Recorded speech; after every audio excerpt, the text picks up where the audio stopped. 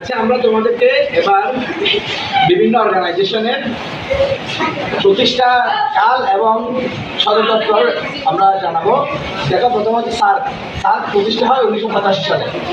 সার্কের হচ্ছে মানে হেডকোয়ার্টার হচ্ছে কাঠমান্ডু, নেপালের কাঠমান্ডুতে। আচ্ছা, এরপর হচ্ছে আসিয়ানের সদর দপ্তর ইন্দোনেশিয়ায়, এবং এর হচ্ছে তোমার এটি গঠন হয় 1967 সালে।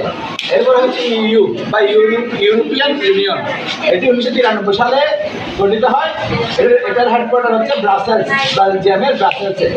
এরপর আসে G7 1975 সালে হয়, মানে গঠন করা হয়। G7 7টি দেশ নিয়ে, এর কোনো নির্দিষ্ট অনুষদ দপ্তর নেই। এটা 7টি দেশের মধ্যে যে কোনো যখন সমস্যা বসে তখন বিভিন্ন 7টি দেশের মধ্যে যে কোনো দেশেই এর সংগঠন হয় আর কি, মিটিং হয়। এরপর দেখো OAU, Organisation of African Unity বা ইউনিয়ন, 1963 সালে দেওয়া হয়।